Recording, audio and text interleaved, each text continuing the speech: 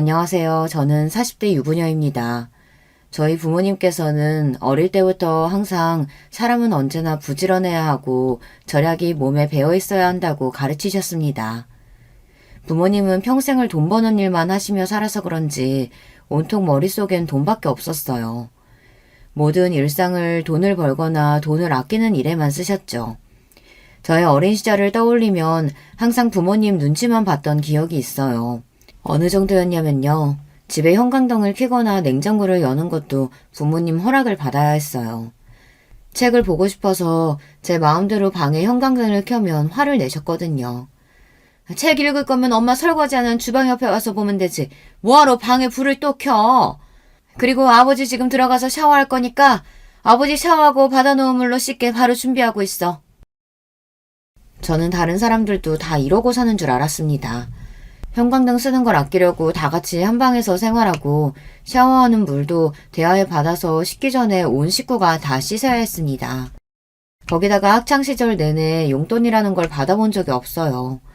중학교에 처음 입학해 학교 준비물이 있어 돈을 달라고 했을 때 아버지께 아주 혼쭐이 났거든요. 네 나이 벌써 15살인데 부모한테 용돈을 달라는 게 말이 돼? 아버지는 10살 때부터 나가서 내가 쓸 돈 내가 벌어서 살았어. 너는 매일 부모가 먹여주고 재워주는데 네가 쓸 용돈 정도는 네가 벌어야지. 저는 어릴 때부터 남들이 보면 답답하다고 할 정도로 내성적이었어요. 사실 제가 하고 싶고 갖고 싶은 게 있어도 부모님께 말해봐야 좋은 소리 못 듣고 어차피 혼나는 걸 알아서 그런지 부모님께 바라는 게 없었습니다. 저는 중학교 2학년 때부터 아르바이트를 하기 시작했어요. 시작은 이모가 운영하는 슈퍼마켓에서 학교가 끝나고 몇 시간 일하는 걸로 시작했습니다. 이모네 슈퍼마켓에서 버는 돈을 가지고 학교 준비물이나 용돈을 하기에 턱없이 부족했어요. 그래서 주말에도 햄버거 가게에서 아르바이트를 했습니다. 아르바이트도 한번 시작하면 웬만하면 그만두지를 않았습니다. 거기다가 일을 잘해서 다른 언니나 오빠들보다 시급도 금방 올랐어요. 나중에는 제가 번 돈으로 학원도 다닐 수 있을 정도였죠. 저는 스스로가 기특했어요. 다른 친구들은 부모님께 당연하게 받아서 쓰는 용돈을 저는 스스로 벌어서 쓴다는 게 멋있다고 생각했습니다. 물론 친구들과 어울려 놀지도 못하고 일이 힘들 때도 있었지만 좋은 점이 더 많았어요. 한 번은 그런 적이 있습니다. 어버이날이 돌아오길래 부모님께 제가 번 돈을 선물로 드린 적이 있어요. 항상 돈을 제일 중요하게 생각하시는 부모님이니 돈을 드리면 좋아할 거라고 판단했어요. 그런데 부모님의 반응은 의외였습니다. 네가 번 돈을 왜 우리한테 줘? 나중에 어른 돼서 혼자 살려면 돈이 얼마나 많이 드는데. 돈 허튼 데다가 쓸 생각하지 말고 다 저축해. 그래야 나중에 힘들다고 부모한테 손 안 벌리지. 그래도 어버이날이잖아요. 괜히 카네이션 같은 거 사오면 먹지도 못하고 금방 죽는 거 왜 사왔냐고 하실 게 뻔해서 그래서 돈으로 준비한 건데. 저희 부모님은 이런 분들이세요. 어린 자식이 없는 용돈에 어버이날이라고 꽃이라도 한 송이 사면 아무짝에도 쓸모없는 거 뭐하러 샀냐고 하셨고, 생신이라 편지라도 쓰면 이런 거나 할 시간에 공부하든 그게 싫으면 차라리 나가서 돈을 벌라고 하셨습니다. 괜한데 시간 쓰지 말라고요. 부모님은 항상 돈 버는 일에만 신경 쓰며 정신없이 사셔서 그런지 시간을 돈이라고 생각하셨어요. 저나 남동생도 괜한 곳에다가 시간 낭비하지 말고 항상 도움이 되는 일에 쓰기를 바라셨습니다. 그래서 그런지 공부해라 학원 가라 잔소리도 하지 않으셨어요. 공부머리가 없으면 일찍이 포기하고 기술이나 배워서 돈 벌라고 하셨거든요. 사실 어릴 때는 부모님이 이해가 되지 않을 때도 있었어요. 부모님은 일주일 내내 쉬는 날이라고는 하루도 없이 일했어요. 평일에는 두 분 다 직장을 다니시면서 주말에는 아버지는 건설업 잡부로 어머니는 아는 사장님네 모텔 청소까지 하셨습니다. 아무리 돈도 좋고 잘 사는 게 중요해도 제 머릿속에 가족들과의 추억이라고는 아무것도 없거든요.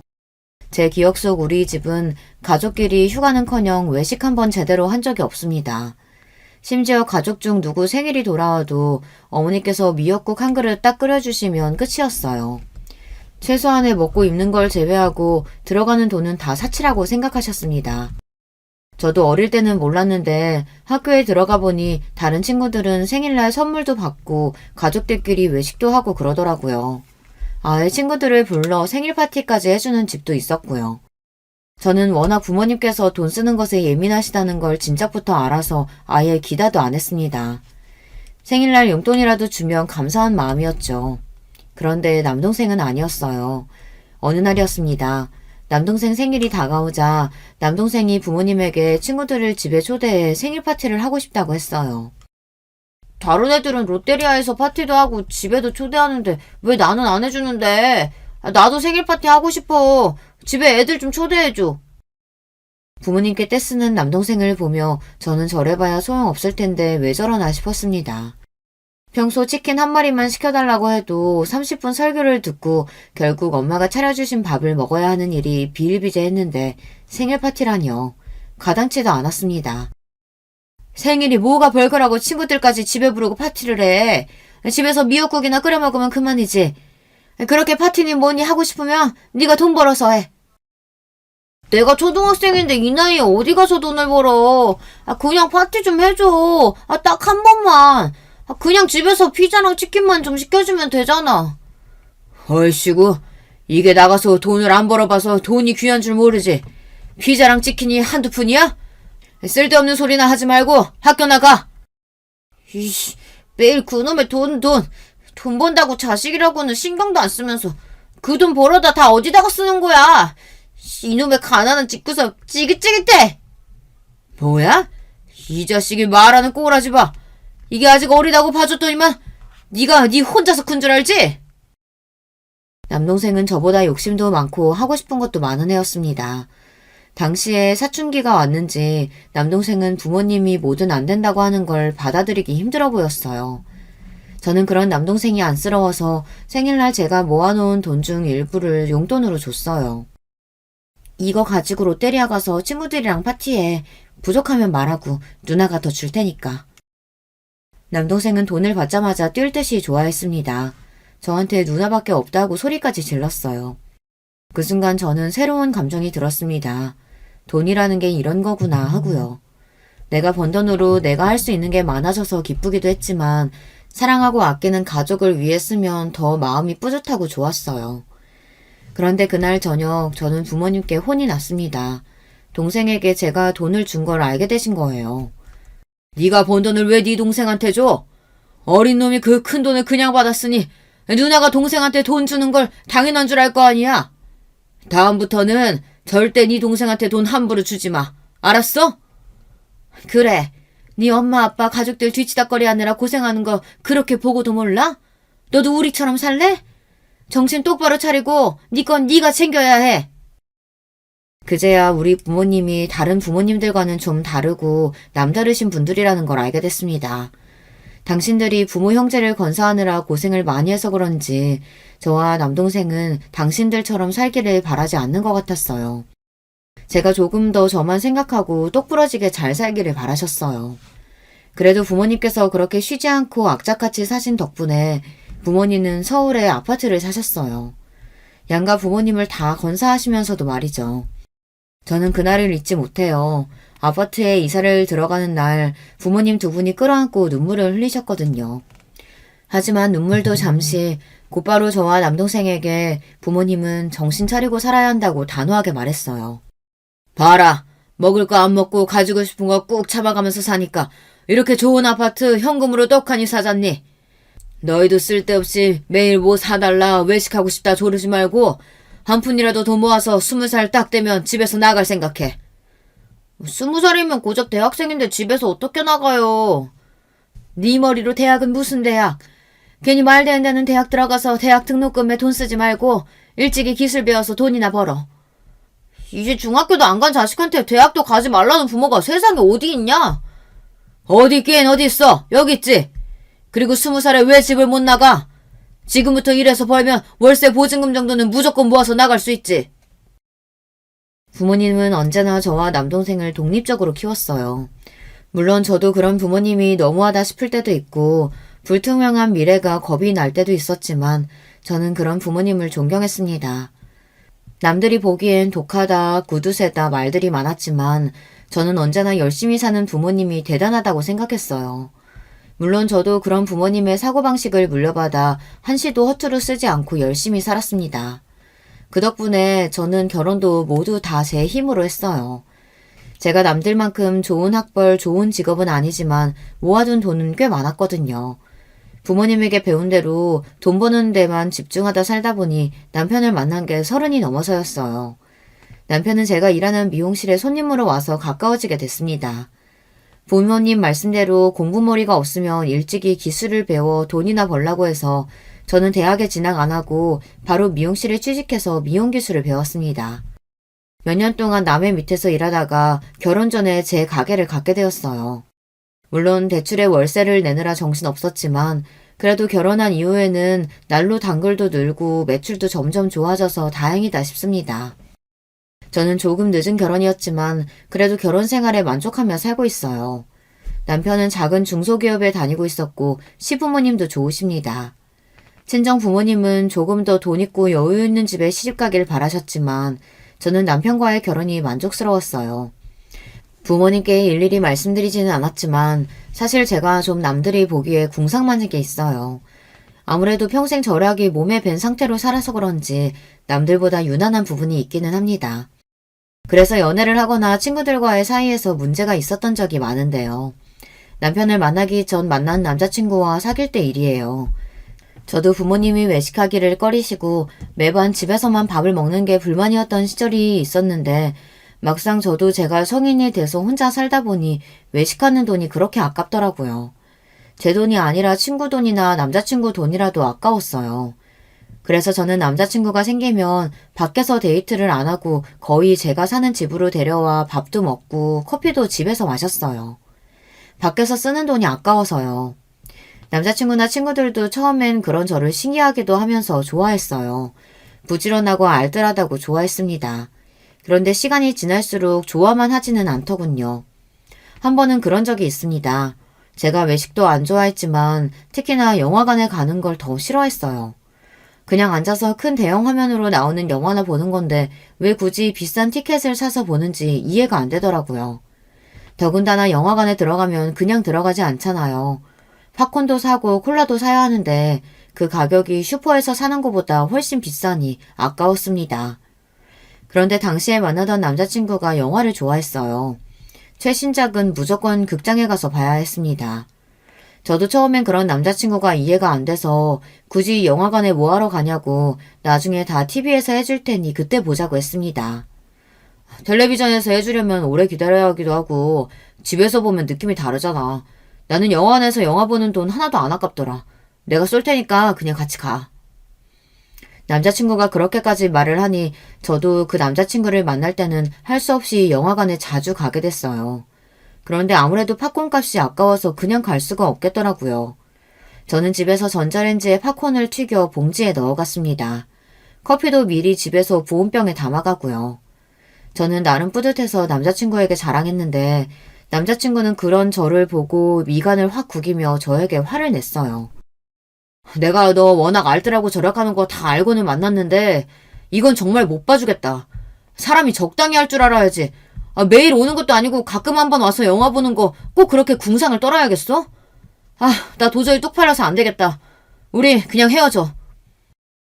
그래도 꽤 오래 만난 남자친구였는데 그렇게까지 저를 창피해하는 모습을 보고 나니 저도 많이 무안하더군요. 그런 일로 남자친구와 정말 헤어지게 될 줄은 몰랐는데 남자친구는 단호했어요. 지금까지 참을 만큼 참았다면서 헤어지자고 했습니다. 남자친구와 헤어지고 저는 충격을 받아 몇 달 마음고생을 했어요. 거기다가 더 힘들었던 건 친한 친구에게 남자친구와 있었던 일을 이야기했는데 친구들의 반응이 서러웠다는 거예요. 안 그래도 너 너무 궁상맞게 굴어서 걱정됐던 게 한두 번이 아니야. 너희 부모님이 워낙 절약하시면서 산 거 아는데 너까지 다른 사람한테 그럴 필요 없지 않아? 나 같아도 매일 여자친구가 그러면 좀 지칠 것 같아. 그래, 우리도 말을 안 해서 그렇지. 너 맨날 우리 만날 때마다 명품 가방이라도 들고 오면 사치스럽다고 하고 식당 갈 때마다 여기는 너무 비싸다. 이런 거 집에서 먹으면 반도 안 한다 하며 눈치 보고 불편했어. 나는 힘들어서 너희한테 위로받으려고 한 얘긴데 오늘 같은 날 꼭 그런 소리를 해야겠어? 너희 내 친구 맞아? 친구들 앞에서는 자존심이 상해서 난리를 쳤지만 사실 제가 그 정도였나 반성하는 계기가 됐어요. 어린 시절부터 부모님이 지질이 궁상으로 저나 남동생에게 아끼라고 절약하라고 잔소리만 하던 게 그렇게 싫었는데 저마저 저도 모르는 사이 부모님과 같은 모습으로 살고 있다는 게 스스로 너무 싫고 자괴감이 들었습니다. 하지만 어쩌겠어요. 그러지 않으려고 남들처럼 평범하게 살려고 해도 하루아침에 달라지지는 않았습니다.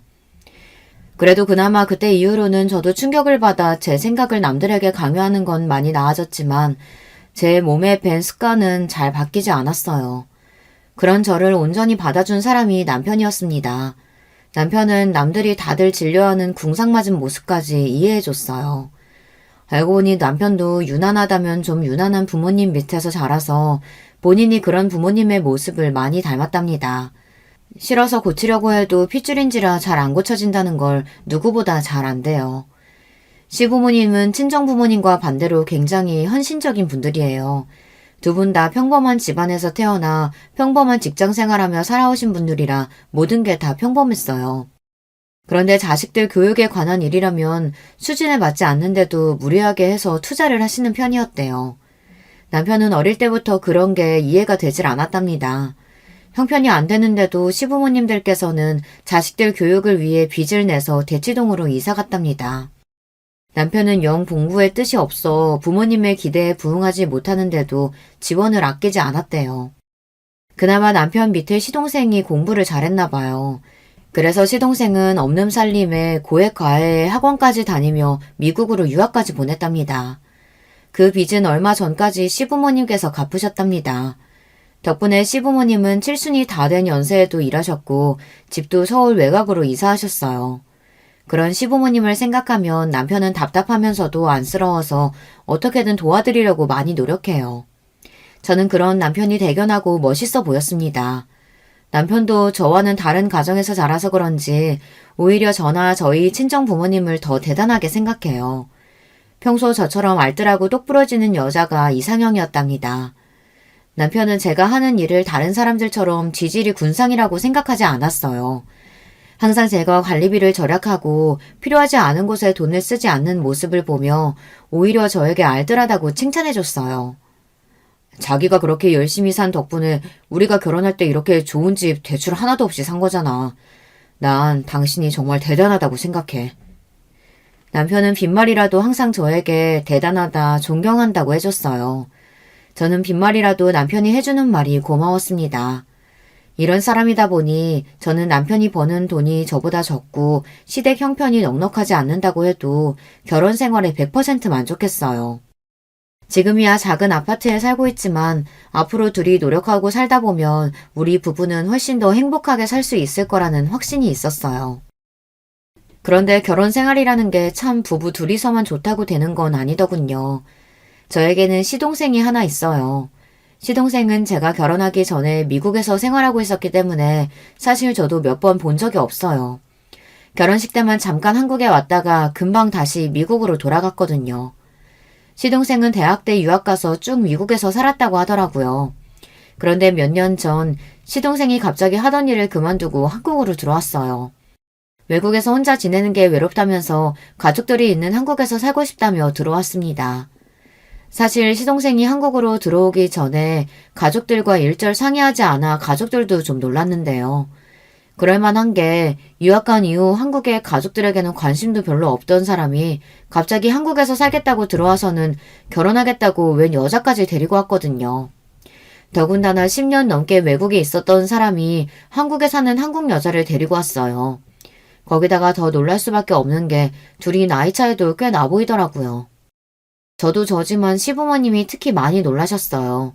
시동생이 학벌도 좋고 직업도 좋기는 하지만 그 외에는 내세울 만한 게 없어요. 인물도 영 별로고 이미 홍기도 꽉 찬 노총각이거든요. 그러다 보니 시부모님은 너무 어리고 예쁜 아가씨가 시동생과 결혼하겠다고 인사를 온 게 믿기지 않는 눈치였습니다. 우리 아들이야 홍기가 꽉 찼지만 아가씨는 아직 애때 보이는 게 대학생 같은데 정말 우리 아들이랑 결혼할 생각이 있기는 있는 거예요? 그럼요. 사랑하는데 나이가 무슨 상관이에요. 저 오빠랑 꼭 결혼할 거예요. 둘이 언뜻 보기에도 10살은 넘게 차이가 나 보이는데 결혼을 하겠다고 하니 가족들 모두가 걱정부터 앞섰습니다. 괜한 철없는 마음에 홀라당 넘어가 결혼하기에는 시동생 나이가 적지 않았으니까요. 아무래도 시부모님은 이 갑작스러운 상황이 걱정됐는지 식사하는 내내 시동생과 여자친구에게 질문을 끊이지 않고 했습니다. 어디서 만났는지, 연애는 얼마나 했는지, 지금까지 10년 넘게 미국에만 있던 사람이 왜 굳이 결혼해서 한국에서 살고 싶은 건지 끊임없이 질문했어요. 그런데 두 사람의 말이 기가 막혔습니다. 글쎄 두 사람은 게임에서 만났대요. 시동생은 미국에서, 여자친구는 한국에서 각자 게임을 하다가 채팅해서 가까워져 사귀게 됐답니다.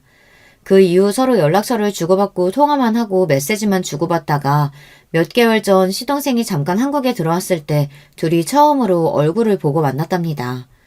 그런데 그때 두 사람은 서로를 보고 첫눈에 반해 연애를 시작했답니다. 그리고는 반년 만에 결혼하겠다고 인사를 온 거예요. 그러니까 너희 말은 한 사람은 미국에, 한 사람은 한국에 있는 상태로 게임만 하고 연락만 주고받다가 얼굴은 달랑 딱 한 번 보고 좋아서 만난 지 고작 반년 만에 결혼하겠다는 거야? 저도 이 상황이 이해가 안 됐는데 어른들께서 이해를 하실 리 없었습니다. 아버지, 어머니, 당연히 이해 안 되시겠지만 우리는 서로가 서로한테 운명이라고 느꼈어요.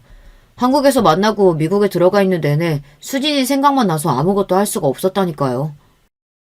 시동생은 여자한테 빠져도 단단히 빠져 있었습니다. 어른들 앞에서도 시동생과 여자는 서로 좋아서 어쩔 줄 몰라 했어요.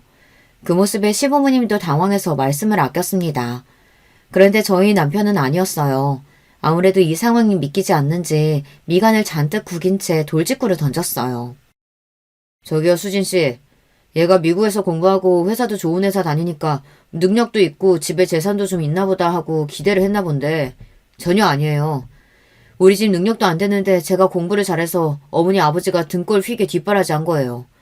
우리 집 아무것도 없어요.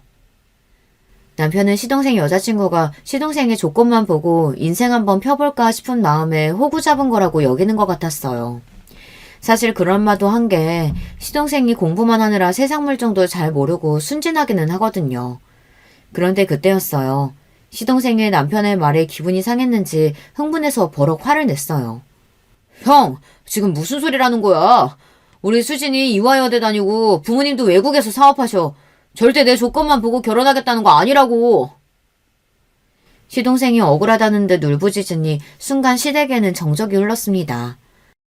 저랑 오빠 나이 차이도 많이 나고 만난 지 얼마 안 돼서 걱정하시는 거 잘 알아요. 그런데 저 그렇게 생각 없는 애 아니에요. 저도 어릴 때부터 유복하다면 유복한 집에서 곱게 자란 애라 남자 집안이니 직업이니 상관없어요. 예비동서는 나이가 어려서 그런지 말투에서 당당함이 느껴졌습니다. 동서는 처음 봤는데도 저와는 전혀 다른 부류의 사람 같아 보였어요. 동서의 당당함에 오히려 더 당황하신 시부모님이 말까지 다 더듬으셨습니다. 미국에서 다니던 직장까지 그만두고 한국에 와서 뭘 어떻게 먹고 살려고 그래? 구체적인 생각은 있는 거야? 제 학벌에 제 경력에 한국에서 취직 하나 못하겠어요. 걱정하지 마세요. 제가 다 알아서 할게요. 지금 당장 결혼한다고 해도 우리가 월세 보증금이나 구해줄 형편이 될까 말까인데 어떻게 걱정을 안 해? 사실 시부모님이 가장 걱정하시는 건 돈이었어요. 젊은 날 자식들 뒷바라지 하느라 무리하신 탓에 있는 집도 다 날리고 서울 외곽에 사시면서 지금도 저와 남편이 드리는 생활비랑 본인들이 조금씩 일해서 버는 돈으로 생활하시는데 미국에 있던 아들이 갑자기 한국에 들어와 산다고 하니 부담이 되시나 보더라고요. 그런 건 걱정하지 마세요. 저는 지금까지 살면서 돈 걱정이라고는 해본 적이 없어요. 다 부모님이 알아서 해주셨거든요. 제가 결혼한다고 하면 무조건 서울에 아파트 하나는 해주실 거니까 제 아파트에 들어가서 살면 돼요. 예비동서는 참 해맑았습니다. 본인 부모가 말만 하면 다 해줄 테니 돈 걱정은 걱정하지 말라네요. 가만히 동서의 이야기를 듣고 보니 철이 없고 해맑을 만한 게 사람이 참 물색 없이 컸나 보더라고요. 당시 나이가 25이라는데 그때까지도 돈 한 번 벌어본 적이 없답니다. 대학 졸업하고 지금까지 집에서 놀고 먹는데도 부모님이 다 생활비 주셔서 큰 걱정 없이 자랐어요. 그래도 공부해서 대학까지 나왔는데 집에서 먹고 놀면 아깝지 않아? 에이, 아까울 게 뭐 있어요. 원래 대학도 가기 싫었는데 부모님이 그러면 시집 못 간다고 하셔서 억지로 간 거예요. 사실은 제 꿈이 현모양처거든요. 부모님이 매일 일하시느라 저 혼자 집에 있어서 저는 결혼하면 좋은 엄마, 좋은 아내 될 거라고 어릴 때부터 매일 말하고 다녔어요. 동서 꿈이 현모양처랍니다. 그래서 시동생처럼 자상하고 취미가 잘 맞는 남편 만나 평생 내조하며 살고 싶었대요. 그제야 동서를 보았는데 동서가 남다르긴 하더라고요. 동서가 입고 걸친 옷이나 가방이 모두 다 명품이었어요. 젊은 여대생이 입고 들기에는 꽤 고가의 제품들이었습니다. 남편 말처럼 남자 재산 때문에 나이 많은 남자랑 결혼하려는 것처럼 보이지는 않았어요. 시부모님이나 저나 남편도 슬슬 둘 사이가 납득이 되는 분위기가 되자 시동생과 여자친구는 서로 취미도 너무 잘 맞고 말도 잘 통한다고 결혼하면 잘 살 테니 허락해달라고 했습니다. 얼마 뒤 시동생은 결혼했어요. 동서 말대로 동선의 친정에서 서울에 아파트를 구해줘서 시동생은 한국에 들어오는 대로 결혼하고 아파트에 들어갔습니다. 동서가 나이도 어리고 철이 없어 보여서 걱정하기만 했는데 그래도 둘이 잘 사는 것 같아 저희가 괜한 걱정을 했나 보다 했어요. 그런데 얼마 뒤 생각지도 못한 일이 벌어졌습니다. 미용실에서 일을 하고 있는데 시어머니께 연락이 왔더라고요. 시어머니께서 결혼한 시동생이 걱정된다면서 한참 동안 저에게 하소연을 하셨어요. 알고 보니 시동생이 미국에서 들어온 지 한참인데 아직도 취직을 안 하고 집에 있답니다. 제가 생각하기에는 시동생이 한국에 들어오자마자 결혼하기도 했고 아직 일을 그만둔 지 얼마 안 됐으니 그럴 수도 있겠다 싶어서 좀 기다려보시라고 했는데도 시어머니는 걱정이 이만저만이 아니시더라고요. 그런데 시어머니께서 그러실 만한 게 최근에 시동생이 돈이 필요하다면서 시어머니께 연락을 했대요. 지금까지 한국 들어와서 네 동선의 친정에서 준 생활비 가지고 둘이 생활했나 본데 그게 떨어졌는지 어쩐 건지 이제는 나한테까지 손을 벌리더라. 내가 어디 말할 데도 없고 아주 답답해 죽겠어. 서방님이 나이가 몇 살인데 어머니께 손을 벌려요. 그건 말도 안 되죠. 시부모님도 저나 남편에게 생활비를 받고 계신데 그 와중에 시동생까지 시어머니에게 손을 벌린다고 하니 저도 기가 막히더라고요. 그러니까 말이다. 하루라도 빨리 취직부터 하라고 잔소리를 하기는 했는데 둘이 도대체 뭐라고 사는지 애가 영 일할 생각을 안 해. 며느리라는 애는 전화해도 통 받지를 않고. 이게 다 나랑 네 시아버지가 새끼라고 오냐오냐 키워서 그렇지 뭐. 아이고. 내가 말할 사람이 없어서 너한테까지 괜히 힘들게 했다. 시어머니는 말할 데가 없어서 그냥 한 이야기니 걱정하지 말라고 하셨지만 저는 걱정됐습니다. 저는 그날 저녁 시어머니에게 들은 이야기를 남편에게 했어요. 서방님이랑 동서 때문에 시부모님께서 걱정이 많으신 것 같다고요. 제 이야기에 놀란 남편이 아무래도 안 되겠다며 시동생과 동선의 집에 가보자고 했습니다. 그 학벌에 그 나이에 도대체 무슨 생각으로 몇 달째 집에서 놀고 먹으며 부모님께 손을 벌리는지 알아야겠다고요. 남편과 저는 곧장 시동생네 집으로 갔습니다. 그런데 그날 저녁 저와 남편은 시동생네 집에 갔다가 경악할 광경을 보고 깜짝 놀랐어요. 결혼식 이후 시동생과 동선의 집에 처음 가보는 거였는데 글쎄 집안 꼴이 말이 아니더라고요. 그 좋은 집이 꼭 돼지우리 같았습니다.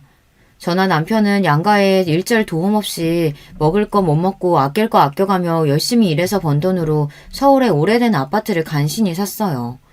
그런데 동서는 친정 부모님께서 사주신 40평대 아파트를 몇 달 사이에 아주 쓰레기장으로 만들어놨더라고요. 결혼하고 몇 개월 동안 청소를 한 번도 안 했는지 집안 꼴은 엉망이었습니다.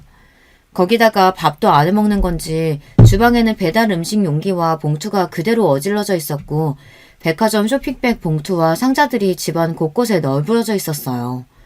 도무지 걸어 들어갈 공간조차 없는 집안을 간신히 들어간 저와 남편은 동서와 시동생의 모습에 다시 한번 놀랐습니다. 방 하나를 아예 게임방으로 만들어놨는데 둘 다 거기서 몇 시간을 게임을 하는 건지 종일 그 안에만 있나 보더라고요. 집안 꼴이 이게 다 뭐야? 설마 결혼하고 지금까지 이 꼴을 하고 산 거야? 저와 남편은 두 눈으로 보고도 믿기지 않는 광경에 입을 다물지를 못했어요. 둘 다 몰골이 폐인이 따로 없더라고요. 순간 동서와 시동생이 했던 말들이 떠오르면서 저는 코웃음이 다 튀어나오더군요. 동서, 꿈이 현무양처라고 하지 않았어? 아무리 신혼이라도 그렇지 집안 꼴이 이게 다 뭐야. 둘 다 집에 있으면서 청소는 하고 살아야지. 어려도 한참 어린 동서에게 저도 꼰대처럼 싫은 소리는 하기 싫었지만 이건 해도 해도 너무했어요. 둘이 취미가 잘 맞아서 좋다고 그러더니만 둘이 몇 개월 동안 내내 게임만 하고 있었나 보더라고요. 그때였어요. 본인들 꼬라지는 생각도 안 하고 저와 남편이 다짜고짜 여기까지 온 게 기분이 나빴는지 시동생과 동서 표정이 일그러져 있었어요. 우리가 어떻게 살든 무슨 상관이라고 형이랑 형수가 연락도 없이 멋대로 들이닥쳐서 잔소리래요. 잔소리 할만 하니까 하는 거지. 네 멋대로 살고 싶으면 네 인생에 책임을 지면서 살아야지. 이렇게 엉망으로 살면서 부모님께 손까지 벌리면 도대체 어쩌자는 거야? 남편은 시동생이 한심하다는 듯 한숨을 쉬었어요. 그러자 옆에서 가만히 있던 동서가 나서더군요. 아주버님, 자식이 힘들면 부모한테 손도 벌릴 수 있지 뭘 그러세요. 저희 친정에서 계속 도와주시다가 부모님이 좀 화가 나서 몇 달 동안 생활비가 안 들어와서 그러는 거예요. 금방 다시 생활비 들어오면 아무 문제 없어요. 그거 조금 도와달라고 했다고 이렇게 쪼르르 달려오신 거예요? 동서는 보면 볼수록 생각이 참 없습니다. 아무리 스스로 돈 벌고 살아본 적이 없어도 그렇지 부모에게 아직도 돈을 받아 쓰는 거에 대해 전혀 부끄럽지가 않은가 봐요. 문제는 시동생도 마찬가지였습니다. 동서는 나이라도 어리죠. 30대 중반이 넘은 시동생까지 집에서 빈둥거리며 게임이나 하고 있으니 기가 찰 노릇이었습니다. 동선의 친정 부모님도 외국에만 계시다 얼마 전에 한국에 들어오신 김에 동선의 집에 왔었는데 이 꼴을 보고 놀라 화를 내셨대요. 그래서 더는 돈을 안 주겠다고 하신 거랍니다. 이 지경이 됐으면 둘 다 정신을 차리고 살았어야 했는데 아직도 정신을 못 차린 것 같았어요. 재수씨네 집안 사정에는 나는 관심 없고요. 우리 부모님은 두 분 사시기도 바빠서 도와줄 형편 안 되니까 돈이 필요한 거면 둘이 알아서 해요. 괜히 안 그래도 힘드신 우리 부모님 더 힘들게 하지 마시고요. 남편은 본인 할 말만 하고 바로 나올 생각이었습니다. 그 집에 한시도 있고 싶지 않다고요. 그런데 그때 동서도 우리말에 자존심이 상했는지 안 해도 될 말을 굳이 하더군요. 아, 우리가 시부모님한테 손 벌리면 형님이랑 아주버님이 힘드시니까 이 늦은 시간에 굳이 여기까지 오신 거구나. 시부모님 드리는 생활비 그거 꼴랑 얼마나 된다고. 생색 오지네. 하긴 그 정도 배포밖에 안 되니까 그 나이에 오래된 아파트 살면서 차도 한 대 없지. 순간 저는 제 두 귀를 의심했습니다. 동서가 저와 남편에게 한 말이 맞나 싶어서요. 그런데 현실이었습니다. 동서는 철딱서니만 없는 게 아니라 개념 자체가 없었어요. 재수씨, 지금 뭐라고 했어요? 그거 우리한테 한 말이에요? 나이가 어려서 그러려니 하고 넘어가 주려고 했더니만 이거 어린 게 완전 글러먹었네. 형이야말로 우리 수진이한테 뭐 하는 거야? 당장 사과 안 해? 순간 분위기가 살벌해지길래 이러다가 크게 싸울 것 같아 제가 나서서 남편을 말렸습니다. 그러고는 그만 가자고 했어요. 나이 처먹었다고 되게 어른 행세하네. 나이 먹어서 좋겠다. 좋겠어. 동서 그만 좀 해. 내가 정말 할 말이 많은데 참고 딱 한마디만 할게.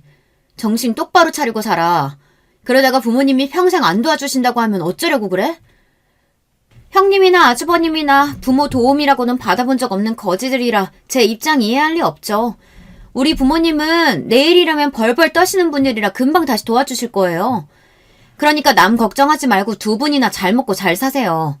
거지 주제에 누가 누굴 걱정해. 선을 넘는 동서의 행동에 화가 난 남편이 동서에게 달려들려고 했지만 저는 후다닥 남편을 집 밖으로 내보냈습니다. 그러고는 저도 밖으로 나왔어요. 그날 밤 저와 남편은 잠도 제대로 자지 못했습니다. 동서와 시동생의 행동에 너무 실망하고 화가 나서요.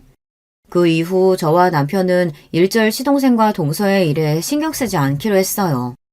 가끔 시어머니께 연락이 와서 동서와 시동생을 걱정하는 말을 하셔도 한 귀를 듣고 한 귀를 흘리고 있습니다. 물론 듣다 보면 저도 짜증이 나고 이해가 안 되는 일 투성이었어요. 한 번은 시동생이랑 동서가 부부싸움을 하고 시동생이 집을 나와 시댁에 왔나 보더라고요. 시어머니께서 둘째는만 보면 속이 뒤집힌다고 힘들어하셨어요. 내 아들도 나이 헛먹고 철이 없어서 큰애 너처럼 야물딱지고 똑똑한 색시 얻었으면 했는데 저렇게 둘 다 철이 없어서 매일 싸우고 징징거리니 큰일이다. 둘이 똑같은 게 아주 천생연분이에요. 다른 사람 말을 일절 안 들으니까 어차피 말해봐야 소용없어요. 어머님도 너무 걱정하지 마시고 자꾸 서방님 받아주지 마세요. 그래봐야 어머니만 힘들어요. 매일 자식 걱정에 잠 못 이루시는 시부모님이 안쓰러웠지만 저는 더는 동서와 시동생 일에 신경 쓰지 않기로 했습니다. 신경 써봐야 저만 피곤하니까요. 그로부터 얼마 뒤 무슨 일인지 동서에게 먼저 연락이 왔습니다. 동서는 시부모님께 고마운 일이 있어 본인이 제대로 크게 한턱을 쏠 테니 저와 남편도 오라고 했어요. 저번에 제가 친정부모님하고 싸우고 예민해서 형님하고 아주머님한테 실수했어요. 이번 기회에 제가 크게 밥 살 테니까 와서 드시고 푸세요. 동서네 집에서 싸우고 온 지 몇 달이 지나서야 동서에게 연락이 온 거예요.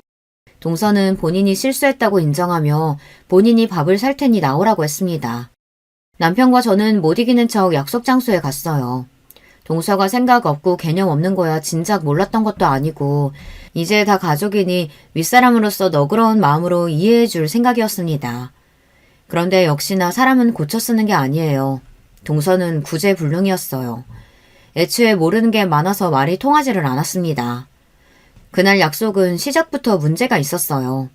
아무리 동서가 밥을 사기로 했어도 다 같이 만나기로 했으면 같이 상의해서 약속 날짜나 시간을 잡아야 하잖아요. 그런데 동서는 자기 마음대로 평일 오후 5시로 식당 예약을 했더라고요. 저희 남편 퇴근 시간이 6시고 저는 가게 문을 닫는 시간이 8시인데 말이죠. 아무래도 시간을 바꿔야 할 것 같아서 제가 동서에게 따로 연락했어요. 시간이 아무래도 안 맞을 것 같아서 바꿀 수 있냐고요. 그러자 동서가 대뜸 하는 말이 기가 막혔습니다. 제가 요즘 간헐적 단식 다이어트 하고 있어서 무조건 저녁을 6시 이전에 먹어야 해서요. 그럼 우리가 먼저 가서 먹고 있을 테니까 아주버님이랑 천천히 오세요. 순간 저는 말문이 막혔습니다. 저는 시간을 바꿀 수 없는 무슨 대단한 이유라도 있는 줄 알았어요. 그런데 동서 본인이 다이어트 중이라 시간을 바꿀 수 없다네요. 저는 괜히 기분이 상해서 그럼 그냥 우리가 빠질 테니 이번엔 시부모님이랑 식사하라고 했어요. 사실 저도 동서에게 밥을 얻어먹을 기분도 아니었으니까요. 형님, 제가 예약한 식당 엄청 유명한 한우 고깃집이에요. 이런 기회 많지 않으실 텐데 그냥 오세요. 형님이랑 아주머님 오실 때까지 기다릴게요. 동서는 우리가 올 때까지 기다릴 테니 꼭 오라고 자기 멋대로 이야기를 하곤 전화를 끊어버렸습니다. 약속 당일 저와 남편은 일이 끝나는 대로 불이 나게 식당으로 갔어요. 저도 미용실 문을 일찍 닫고 갔습니다. 사실 저나 남편이나 한우든 뭐든 동서와 시동생을 만나러 간다는 게 썩 내키지는 않았지만 그래도 동서가 먼저 사과를 해왔는데 윗사람으로서 외면한다는 게 마음에 쓰이긴 하더라고요. 저와 남편은 택시까지 타고 약속 장소로 갔습니다. 그런데 동서가 식당에 도착한 저와 남편을 보자마자 또 안 해도 될 말을 하더라고요. 이래서 저는 우리 자기 취직 안 했으면 좋겠다니까요. 그까짓 회사 다녀봐야 월급도 쥐꼬리만큼 받으면서 저랑 놀아주지도 못하잖아요. 우리 자기는 내가 평생 월급 줄 테니까 그냥 나랑 매일 집에서 놀아줬으면 좋겠다. 그러게. 나도 그냥 매일 우리 자기랑 집에서 뒹굴뒹굴 놀기만 했으면 좋겠어. 바로 얼마 전까지 둘이 싸우고 시동생이 시댁으로 왔다더니만 어느새 또 화해했는지 여전히 둘 사이가 좋아졌더군요. 아무리 둘이 좋아도 사람이 일은 하고 살아야지. 언제까지 부모들한테 도움만 받으면서 살 거야? 아들, 신우는 그만큼 즐겼으면 됐으니까 이제 그만 즐기고 얼른 일부터 찾아. 그래야 아기도 낫지. 어머님, 그거 조금 도와주셨다고 벌써 손주 타령하시는 거예요? 제 나이가 몇인데 벌써 아기를 낳아요. 저 조금 더 놀다가 30 넘어서 낳을 거예요. 이제야 왜 시동생과 동서 사이가 다시 좋아졌는지 알았습니다. 동서네 친정에서 돈이 끊기자 동서와 시동생이 매일 둘이 같이 싸웠나 봐요. 그래서 시동생이 시댁에까지 들어온 거고요. 그 꼴이 안 됐으니 결국은 시부모님이 시동생을 도와준 거였어요. 저와 남편은 답답해서 밥을 먹어도 체할 지경이었습니다. 동서나 시동생의 행동도 이해가 안 되고 짜증났지만 시부모님도 답답했어요. 도대체 자식을 왜 저렇게 키우나 싶어서요. 남편도 같은 자식인데 왜 항상 시동생에게만 저렇게 쩔쩔매는 건지 이해가 안 됐어요. 새아기, 네 나이 30이면 내 아들 나이 40이 훨씬 넘는데 그때 자식을 어떻게 낳아? 한 살이라도 어릴 때 낳아야지. 에이, 안 생기면 안 나오면 그만이죠 뭐. 저는 그냥 우리 자기랑 둘이 돈이나 펑펑 쓰면서 행복하게 살래요. 아무리 봐도 동서의 머릿속에는 아무것도 들어오지 않는 것 같아요. 그냥 텅텅 비어있는 것 같았습니다. 시동생이 제대로 취직도 안 하고 저러고 사는 게 다 동서 때문이었어요. 동서가 본인 친정 부모님에게 돈을 받아서 그걸 시동생과 흥청망청 쓰니 둘 다 일할 생각조차 하지 않는 거였어요. 동서가 시동생이 일하러 나가는 걸 싫어하는 것 같기도 했고요. 재수씨, 친정에서 더는 경제적으로 안 도와주신다고 했다면서요. 결국은 또 우리 부모님한테 손 벌릴 거예요? 앞으로 어떻게 생활하려고 이렇게 비싼 한우를 사요? 상황을 지켜보던 남편이 아무래도 참을 수 없었는지 먼저 물어봤습니다. 그러자 동서는 아무 생각 없이 또 해맑게 떠들었어요. 우리 친정 부모님 그렇게 모진 분들 아니에요. 우리가 집안일도 안 하고 매일 집에서 게임만 하고 있다니까 화가 나서 잠깐 그러신 건데 우리 자기가 친정 부모님 뵙고 앞으로 집안일도 착실히 하고 취직도 할 거라고 약속하고 했더니 다시 생활비 주신다고 했어요. 그래서 그 기념으로 제가 오늘 한우 쏘는 거예요. 이제는 보다 보니 동서가 천진난만하게 맞아 보였습니다. 시부모님은 애써 한숨을 삼키시며 저희에게 얼른 밥이나 먹자고 하셨어요. 저는 도무지 한우가 입으로 들어가는지 코로 들어가는지 알 수가 없었습니다. 그런 제가 아무래도 신경 쓰이셨는지 시부모님이 자꾸만 저에게 괜찮냐고 어디 불편하냐고 물으셨어요. 우리 큰애가 하루 종일 서서 일하다 와서 피곤한가 보다. 고기 별로면 다른 거 시켜줄까? 그래, 우리 큰며느리 매콤한 거 좋아하니까 게장이라도 좀 따로 시켜줘. 그때였어요. 시부모님께서 저만 챙기는 모습이 동서가 보기엔 세민하고 빈정이 상했는지 괜히 가만히 있는 저에게 동서가 대뜸 시비를 걸더군요. 형님이 하고 다니는 거 보고 내가 예상은 했는데 친정이 가난했나 봐요. 그러니까 이런 고급 한우도 못 먹어봐서 그렇게 촌스럽게 굴죠. 동서네 집 부모는 도대체 자식을 어떻게 키웠으면 저 모양일까요? 감정을 숨길 줄도 모르는 건 물론이고 더군다나 할 말 못할 말 일절 구분할 줄을 모르는 것 같았어요. 저는 안 그래도 오고 싶지 않은 자리에 와서 기분도 좋지 않았는데 동서가 때마침 시비를 걸어주니 이때다 싶어 동서에게 한 소리 하려던 참이었습니다. 저에 대해 뭘 아느냐고 따져 물을 참이었어요. 그런데 그때였어요. 지금까지 동서가 말도 안 되는 별소리를 다 해도 쿡 참고 계시던 시부모님께서 버럭 화를 내셨습니다. 아무래도 이제 참을 만큼 참으신 것 같았어요. 둘째 너! 내가 부모로서 해준 것도 없고 많이 부족해서 웬만해서는 자식들 일에 안 끼어들고 봐주려고 했는데 손이 사람한테 무슨 말버릇이야? 네가 잘난 부모 등에 업고 아주 눈에 뵈는 게 없나 본데? 제발 좀 네 손이 똥서 좀 보고 배워. 시아버지께서는 자리에서 벌떡 일어나기까지 하시면서 동서에게 삿대질까지 했어요. 그러자 동서가 어이가 없다는 듯 코웃음을 쳤습니다. 제가 형님한테 보긴 뭘 배워요. 태생부터 아무것도 없이 태어나서 가난한 사람들이랑 저랑 같아요? 아버님 아들이 누구 덕에 지금까지 놀고 먹고 하는데 지금 누구 편을 드는 거예요? 동서는 또 선을 넘었습니다. 이제 하다하다 시아버지 하기까지 버릇없이 굴었어요. 그때였어요. 옆에서 잠자코 계시던 시어머니까지 나섰습니다. 너 정말 안 되겠다. 나도 이런 말까지 안 하려고 했는데 우리 큰며느리 재산이 얼만 줄 알아? 큰애 이름으로 된 건물만 자그무치 200억이야. 우리 큰며느리가 그렇게 가진 게 많아도 이렇게 겸손한데 너는 애가 도대체 왜 그 모양이니? 한 번만 더 네 형이 무시하고 막무가내로 들면 내 아들하고 네가 살든 말든 며느리 취급도 안 할 거니까 그런 줄 알아. 뭐요? 200억이라니. 거짓말하지 말아요. 200억짜리 건물도 있는 사람이 왜 저런 다 쓰러져가는 아파트에 차도 없이 저렇게 구질구질하게 살아요? 동서는 제가 이해가 되지 않는다는 듯 말했습니다. 심지어 시부모님이 거짓말을 하는 줄 알았어요. 자기야, 진짜야. 우리 형수 저렇게 보여도 처가가 모텔 쪽에서 유명한 부자야. 내가 형수 믿고 우리 엄마 아빠한테 돈 달라고 한 거지. 우리 부모님 뭐가 있다고 내가 돈 달라고 했겠어. 뭐야, 자기는 그런 중요한 얘기를 왜 이제서야 해? 그랬습니다. 사실 이제 막 결혼한 동서 앞에서 제가 티를 낼 일이 없으니 동서는 몰랐겠지만 시댁에서 실질적인 가장은 저예요. 남편이야 벌어오는 월급 빤하다 보니 시부모님 생활비는 제가 벌어서 드리고 있어요. 친정 부모님은 쉬는 날 없이 열심히 모텔 청소 일까지 하다 우연한 기회로 망해가던 모텔 하나를 싸게 인수한 게 대박이 났어요. 처음 인수했던 그 모텔이 몇 년 만에 20배가 올랐습니다. 그게 자본이 돼서 강남에 모텔을 하나 둘 인수한 게 강남에 있는 웬만한 모텔이 다 저희 친정께 됐어요. 얼마 전 아버지 건강이 안 좋아지시자 저와 동생에게 모텔을 증여해 주셨습니다. 그중에 제가 물려받은 모텔 2개의 건물만 200억이 넘었어요. 저도 그렇게 지독하던 친정 부모님 도움을 받으며 살 줄은 몰랐는데 저희 부모님도 대박이 나고 나니 어쩔 수 없는 고슴도치 부모인지 다 저와 동생에게 베풀어 주시더라고요.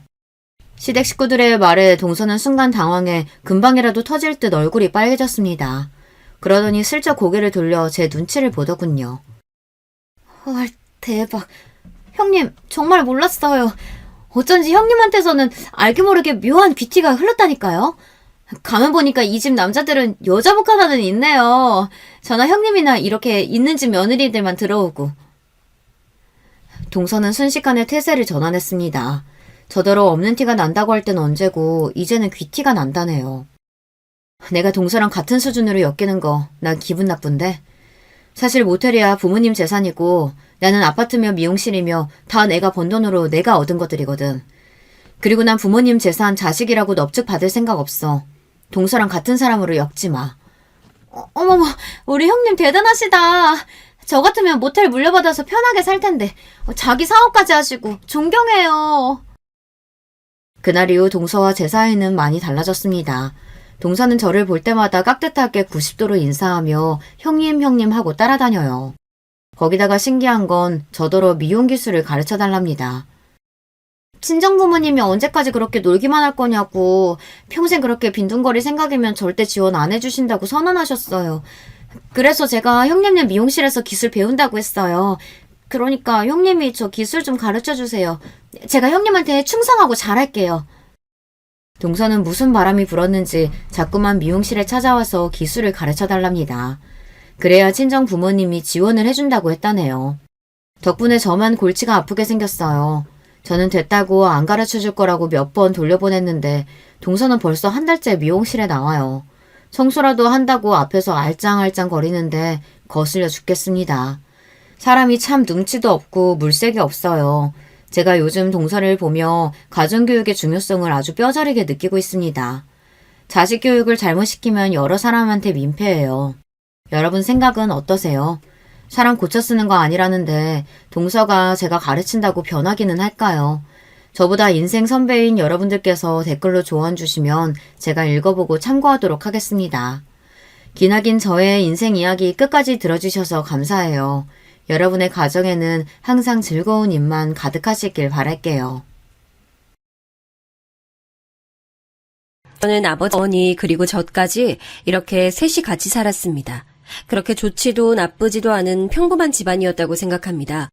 그러나 제가 중학교에 올라갈 때쯤 어느 날 어머니가 집을 나가셨습니다. 이유는 자세히는 알 수 없었습니다. 다만 그때쯤에 제 기억 속에는 어머니가 집을 나가시기 전날 아버지와 어머니 두 분께서 크게 싸우시던 모습이 남아 있습니다. 늦은 밤 고성이 오가는 통에 잠에서 깨어난 제가 방문을 살짝 열고 밖을 보았을 때 아버지께서 어머니를 향해 손을 올린 것을 봤었죠. 그 장면 때문에 며칠이 지나도록 어머니께서 집에 돌아오질 않으셔도 물어볼 생각도 못하고 그저 아버지의 손찌검으로 인해 어머니가 도망을 가신 거구나 하고 자연스럽게 생각했습니다. 하지만 아버지께선 제가 성인이 되도록 제게 손찌검하신 적이 단 한 번도 없었습니다. 아버지는 엄한 분이셨지만 동시에 다정하신 분이셨습니다. 제게 중요한 날이면 늘 날짜를 맞춰 꼭 회사를 쉬고 저와 함께 해주셨습니다. 중학교식부터 고등학교 졸업식까지 빠짐없이 저와 같이 있어주셨고 덕분에 저는 항상 아버지와 사진을 찍으며 추억을 남길 수 있었습니다. 가끔 그때 찍은 사진들을 보면 어머니의 빈자리를 느끼지 않게 해주시려는 것처럼 제 어깨에 든든하게 팔을 두르고 열성적으로 웃고 계셨죠. 운동회 때나 수학여행 때에는 아버지께서 늘 손수 도시락을 싸주시기도 하셨습니다.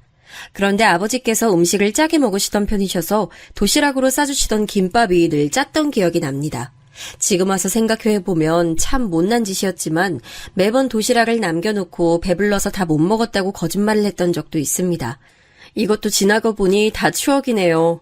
아버지께선 중소기업에 다니셨는데 중산층이라고 하기엔 조금 부족하지만 둘이 살기엔 나름대로 풍족하게 돈을 버셨던 것으로 기억합니다. 하지만 제가 대학에 들어갈 때쯤 나름 이름 있는 대학에 합격한 터라 돈이 많이 필요했습니다. 아버지께선 제게 등록금 걱정은 말라며 낮에는 회사원으로 밤에는 대리기사 운전 일을 하시면서 돈을 버셨습니다. 그 돈으로 제 대학 등록금도 마련해 주셨고요. 아버지의 든든한 후원 덕분에 저는 무탈하게 대학을 다닐 수 있었습니다. 저는 대학에 입학해 같은 대학 동기인 아내를 만나 연애를 시작했고 이후에는 대학을 잠시 휴학하고 군대도 다녀왔습니다. 대학 졸업 후에는 대기업은 아니지만 나름 이름 있는 기업에 입사했습니다. 회사에 다니기 시작한 뒤 여러모로 안정적이 된 저는 이제 아버지께 효도할 일만 있으리라 생각했습니다. 그 후 아버지께서 정년퇴직하시고 제가 드리는 용돈으로 생활하시기 시작한 지 얼마 안 돼요. 저는 대학교 때부터 사귄 아내와 결혼을 결심했습니다. 제가 군대에 입대했을 때도 고무신 거꾸로 신지 않고 꿋꿋하게 저를 기다려준 심성 착한 여자였습니다. 살면서 평생을 함께하고 싶은 여자는 그녀가 처음이었죠. 그런데 제 집안 사정을 알고도 아내의 부모님께서 절 받아주실까 고민되더군요. 저야 아버지께서 저를 어떻게 키워주셨는지 잘 알고 있었지만 한부모 가정에 대한 세간의 시선이란 게 만만치 않다는 것을 잘 알고 있었습니다. 그래도 계속 고민만 하는 것보다 직접 부딪히는 게 낫지 않겠습니까? 저는 두 눈 딱 감고 아내에게 모든 것을 솔직하게 털어놨습니다. 어릴 적 어머니가 집을 나가셔서 중학교 때부터 안 계셨고 이때까지 아버지께서 홀로 절 키워주셨단 이야기를 하니 이번엔 아내가 본인 집안 사정을 얘기해줬습니다. 알고 보니 아내의 어머님과 아버님께서는 재혼하신 사이라고 하더군요. 그러니 제 집안 사정을 듣고 부모님께서 크게 놀라시거나 기절하시는 일은 없을 거라 했습니다. 우려하는 마음이 조금 있었지만 저는 아내의 말을 믿고 아버지께 아내를 소개해드렸습니다. 우리 상원이가 아주 참한 아이를 데려왔구나. 둘이 참 잘 어울리고 보기가 좋아. 아버지께서는 아내를 보자마자 참하다며 얼마나 칭찬을 하셨는지 모릅니다. 아주 마음에 들어 하시는 모습을 보니 제 마음도 찌죠.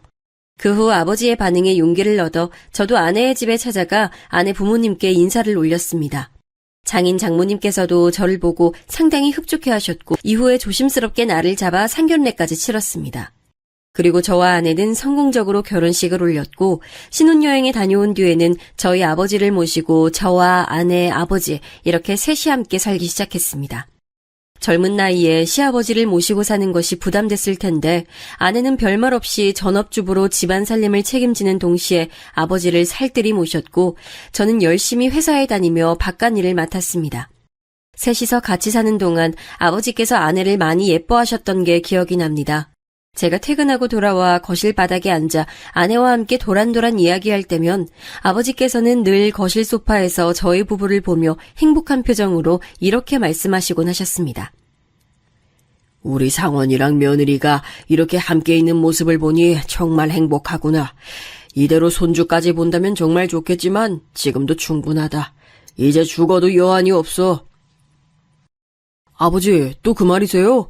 그런 말씀 마시고 오래오래 건강하셔서 손주도 보시고 결혼하는 모습까지 보셔야죠. 죽어도 여한이 없다는 말은 아버지 말버릇이나 다름없었습니다. 그런데 그 말이 씨가 된 것인지 아버지께서는 어느 순간부터 급격히 건강이 안 좋아지셨습니다.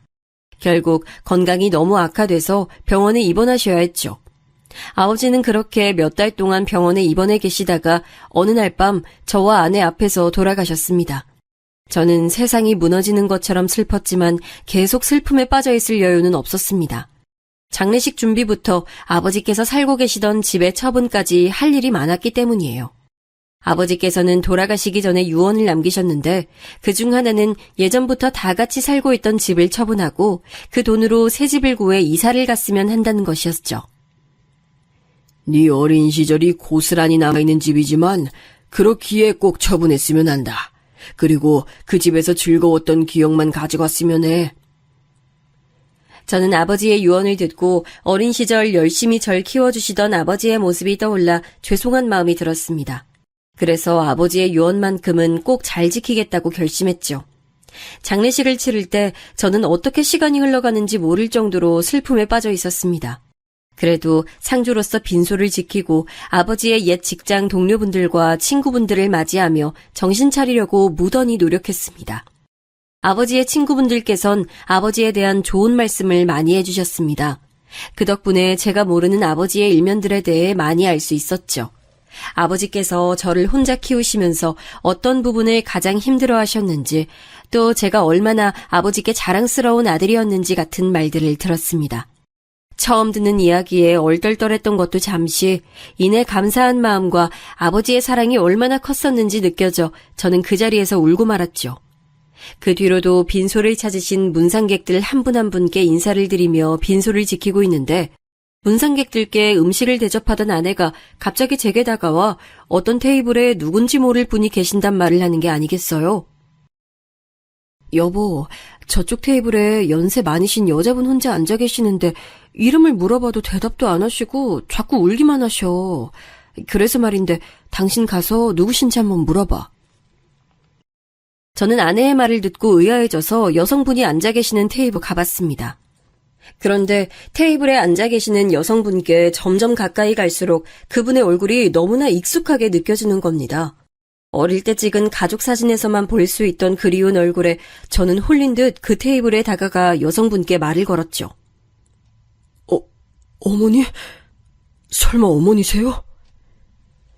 떨려서 잘 안 나오는 목소리를 쥐어짜며 간신히 불러보니 뒤늦게 다가온 저를 알아차린 그분께서 두 눈 가득 눈물을 주르륵 흘리며 제 이름을 부르시더군요.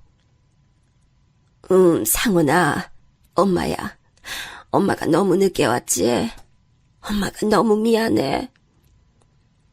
어머니는 이제 나이가 들어 굽은 허리로 다가오셔서는 제 손을 꼭 잡고 눈물만 하염없이 흘리셨습니다. 어렸을 때 저는 어머니가 돌아오신다면 어떤 말을 할지 생각해두곤 했습니다. 그러나 시간이 흘러 어른이 된 이후로 어머니에 대한 마음을 내려놓고 살아서인지 무슨 말을 해야 할지 전혀 모르겠더군요. 결국 아무 말 없이 손만 잡고 있었더니 어머니는 제게 미안하다며 얼굴 봤으니 됐다고 하곤 장례식장을 나가시려고 하는 겁니다. 저는 어머니를 이렇게 보내면 안 된다는 생각이 들어 얼른 붙잡았죠. 어머니, 이대로 그냥 가시는 거예요? 몇 년 만에 봤는데 얼굴만 보고 간다니요. 그러지 마시고 장례식 끝날 때까지만 기다려주세요. 여기 근처 모텔에서라도 잠시만 쉬고 계세요. 제가 꼭 찾아갈게요. 그리고 저는 부조금에서 돈을 얼마 빼내어 어머니의 손에 꼭 쥐어드리고 허둥지둥 아내한테 갔습니다. 아내는 제 얼굴을 보고 많이 놀라더군요. 여보, 왜 그래? 괜찮아? 얼굴이 꼭 귀신이라도 본 사람처럼 창백한데 괜찮아? 그게 어머니가 오셨어. 어? 어머니라니? 설마 여보 어머니 말이야? 아내는 제 말에 놀라는 눈치였습니다. 저는 아내에게 그렇게만 말하고 나중에 다시 이야기하자고 했죠. 그 뒤로 정신없이 아버지의 장례식을 치르고 화장 절차까지 끝내고 난 후에야 저는 아내에게 자초지종을 설명할 수 있었습니다. 제 얘기를 다 들은 아내는 제게 이제 어떻게 하고 싶은지 물어보더군요. 나는 일단 어머니랑 대화를 해보고 싶어. 묻고 싶던 것도 많고. 그래, 여보 마음이 그렇다면 가서 대화를 해보자. 그동안 못했던 얘기도 많을 거 아니야. 저는 아내와 함께 차를 타고 장례식장 근처 모텔을 돌며 어머니를 찾아보기 시작했습니다. 다행히 운 좋게도 몇 군데 돌지 않고 금세 어머니를 발견할 수 있었죠. 저와 아내는 어머니가 계신 모텔방에 앉아 제대로 이야기를 나누게 됐습니다. 막막하긴 했지만 저는 띄엄띄엄 어머니에게 물었습니다. 그동안 어떻게 지내셨어요? 저 안 보고 싶으셨어요? 전 어머니가 참 많이 그리웠는데 왜 저 보러 한 번도 안 오셨어요? 제 물음에 어머니는 울먹이시며 제가 가지고 있던 궁금증을 하나씩 풀어주셨습니다. 그동안 어머니는 고향에 내려가서 살고 계셨답니다. 그러다가 건너 제가 결혼한다는 소식을 듣고 한 번 저를 찾아오셨지만 아버지께서 어머니에게 다시는 오지 말라고 으름장을 놓고 쫓아내서 저를 못 만났다는 거죠. 저는 어머니의 말에 큰 충격을 받았습니다. 어째서 아버지께서 어머니를 쫓아내셨던 건지 아무리 생각해도 알 수 없었죠. 저는 모든 게 의아했지만 그 부분은 조금 뒤로 하고 어머니와 그동안 못했던 대화를 더 나누고 싶었습니다. 하지만 모텔에서 지낼 수 있는 시간이 끝난 상태라 곧 나가야만 했지요. 그 자리에서 어머니는 제가 당신을 보기 싫다면 도로 고향으로 내려갈 생각이라고 말씀하셨습니다. 어렸을 때 봤던 모습과 달리 굉장히 지치고 수척해지신 어머니 모습을 보니 마음이 갈팡질팡하고 영 좋지 않았죠. 제가 어쩌지도 못하고 아내를 바라보자 아내는 망설임 없이 어머니께 먼저 며칠간만이라도 함께 집에서 지내는 건 어떻겠냐고 물었습니다. 저는 아내가 그리 말하니 고맙고 마음이 놓여 어머니께 며칠만 같이 지내자고 똑같이 말씀드렸죠. 다행히 어머니께서 그러마 하셔서 우리는 셋이서 집으로 향했습니다. 부동산에 내놓은 상태였지만 아직은 실거주 중인 집에 들어서자 엄마는 정말 오랜만에 집에 돌아왔다며 감회가 섞인 표정으로 눈물을 흘리셨습니다. 그리고 저는 기억이 나지 않는 제 어린 시절의 이야기를 해주셨습니다. 저 돌담에서 상원이가 넘어져서 얼마나 크게 울었는지. 우리 상원이는 어렸을 때부터 목청이 남달랐어. 아, 저기 화단에는 상원이 이모가 성원이 목이라고 앵두나무도 심었었어. 그때 정말 행복했었지. 그 옛날 엄마와 아버지, 저 이렇게 셋이서 살던 이야기를 듣자 저는 가슴이 울렁였습니다. 그렇게나 행복한 가정 속에서 살고 있었다면 도대체 왜 집을 나가셨던 건지 궁금했죠. 그래서 저는 그 자리에서 어머니께 조심스럽게 물어봤습니다. 어째서 아버지와 저를 버리고 집을 나가셨는지 말이죠. 그러자 어머니는 올 것이 왔다는 표정으로 저를 바라보시다가 천천히 대답해 주셨습니다. 사실 너희 아버지가 날 의심하는 일이 많았단다. 내겐 잘해주고 자상한 아버지였을지 몰라도 내겐 언제나 아내가 바람을 피우고 있을지 모른다고 생각하는 의심 가득한 남자였어. 그래서 안 보이는 곳에서 매번 내게 손을 올리는 일이 많았지. 그때 내가 너를 데리고 도망가지 않았던 건 네 아버지가 너만은 때리지 않을 거란 걸 알고 있어서였어. 게다가 엄마는 널 먹여 살릴 만큼 능력이 좋거나 돈을 잘 버는 것도 아니었으니 고생시킬 바에는 두고 가는 게 낫다고 생각했어. 이런 내 선택을 원망하니? 어머니의 말씀에 저는 모든 것을 납득할 수밖에 없었습니다. 어머니가 집을 나가시기 전날 밤 저는 아버지가 어머니께 손을 올리신 장면을 기억하고 있었으니까요. 그간 어머니가 겪었을 고충이 생생하게 느껴져 마음이 아팠습니다. 그럼 왜 그동안 제게 연락을 안 하셨어요? 제가 성인이 됐을 때는 한 번 정도는 해주셨을 수 있었잖아요.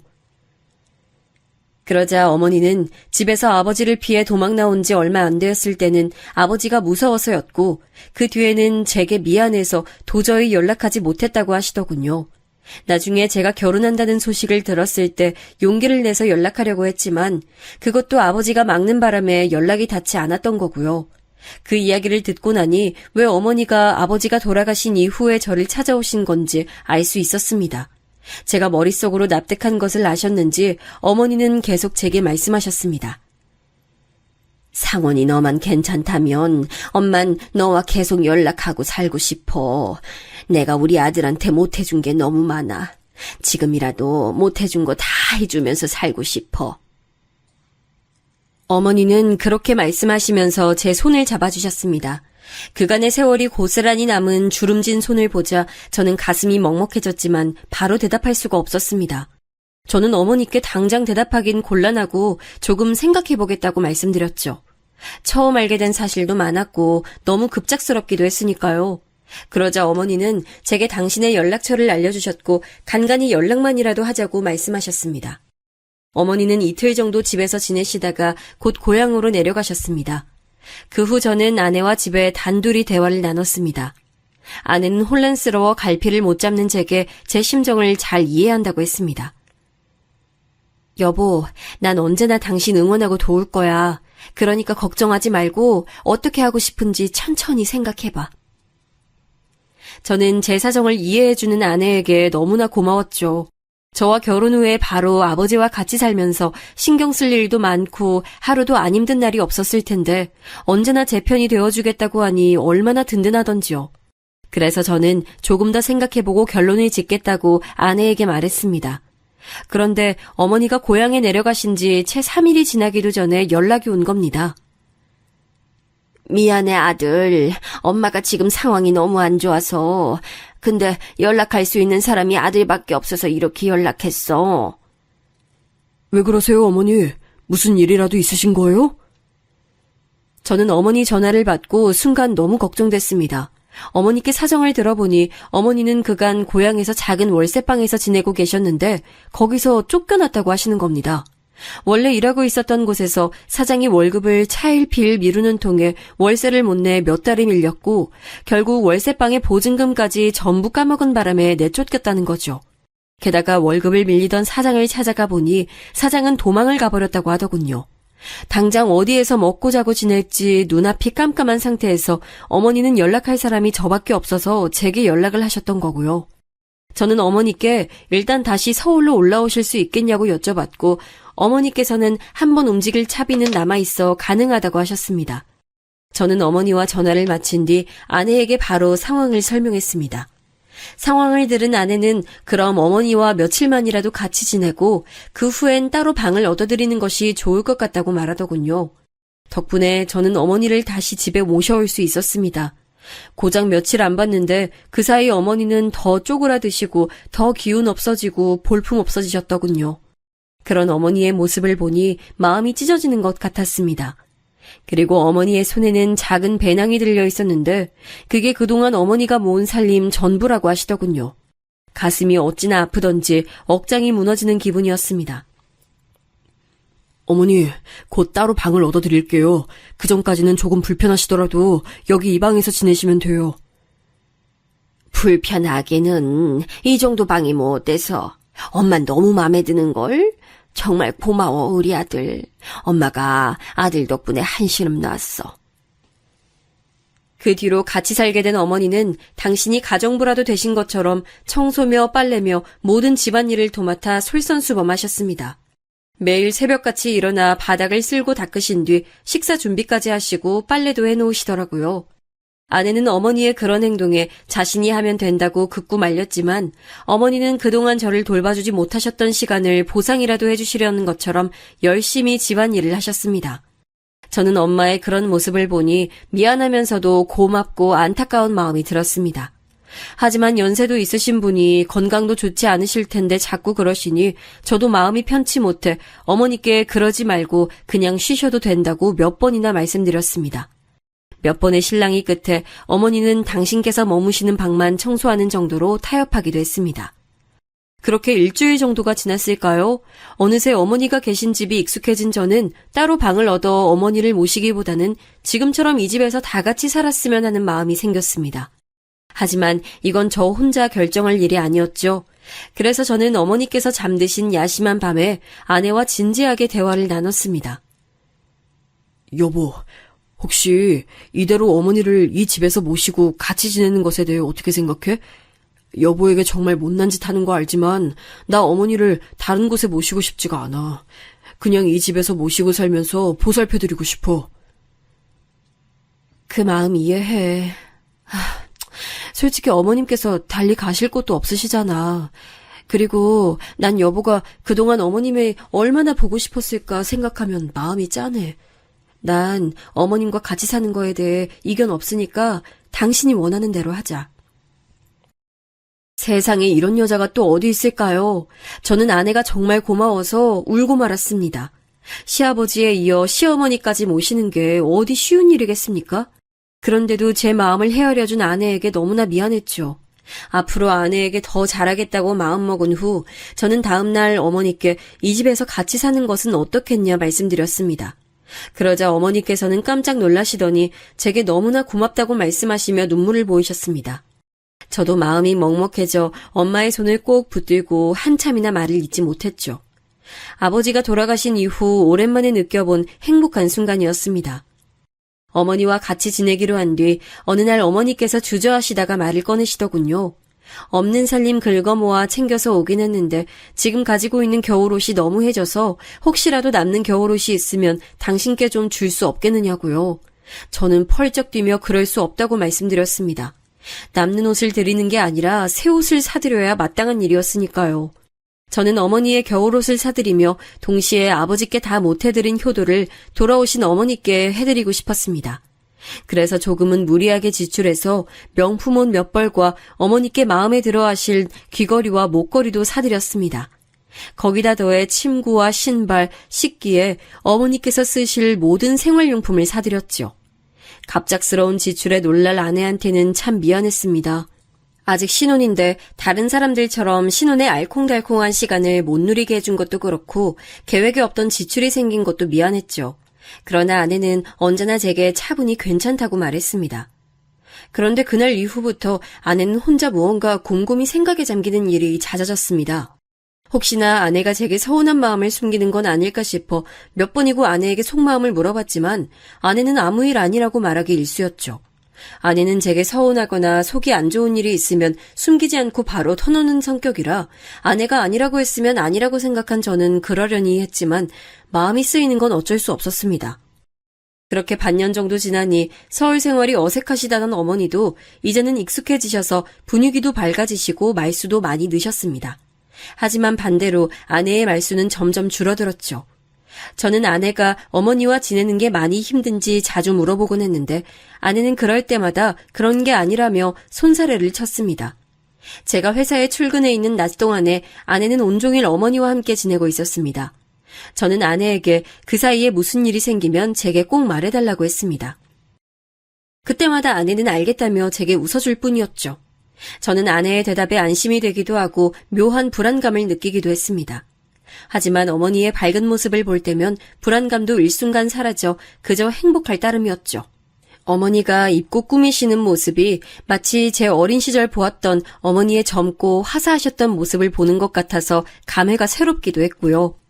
그리고 때때로 퇴근해 돌아오면 어머니께서는 절 생각해서 만들어 놓은 음식들을 차려주셨는데 그때마다 돌아오신 어머니의 사랑과 보살핌을 이제서야 받아보게 되는구나 싶어 마음이 찡했습니다. 하루는 제가 회사에서 퇴근해 집에 돌아오니 어머니께서 갈비찜을 해놓았다고 하시더군요. 저야 여느 날처럼 기꺼운 마음으로 갈비찜을 먹었죠. 그런데 먹는 동안 아내의 표정이 다른 날들보다 더 굳어져 있는 게 느껴졌습니다. 그래서 전 맛있게 식사를 끝내고 어머니께 감사 인사를 전한 뒤 아내와 안방에서 같이 진지하게 대화를 나누기 위해 아내 손을 잡고 안방으로 가려고 했습니다. 그런데 갑자기 어머니께서 저를 불러 세우시곤 잠시 대화 좀 하자고 하시는 겁니다. 어머니께서 이렇게 대화 좀 하자고 하신 적이 없던 터라 무슨 일이 있으신가 걱정이 됐죠. 어머니와 같이 작은 방에 가니 어머니께선 저를 앞에 앉혀놓으시고 이렇게 말씀하시는 겁니다. 상원아, 모름지기 남편이란 아내에게 조금 흠이 있어도 전부 보듬어 줄 줄 알아야 하는 법이야. 그러니 며느라기 너무 나무라지 말렴. 네? 그게 무슨 말씀이세요, 어머니? 아내를 나무라지 말라니요? 그게 아무래도 며느라기가 자꾸 거짓말을 하는 것 같아서 말이야. 그래도 큰 거짓말을 하고 그러는 건 아니니 넌 남자로서 그리고 남편으로서 아내 허물이 보이더라도 보듬어줘야 해.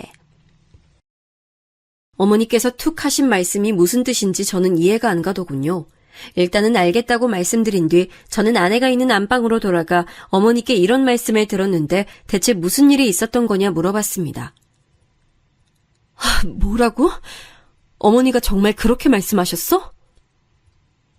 아내는 말문이 막힌다는 듯 몇 번이고 입을 벌렸다가 다물더니 이윽고 새빨갛게 얼굴을 붉히며 씩씩거리더군요.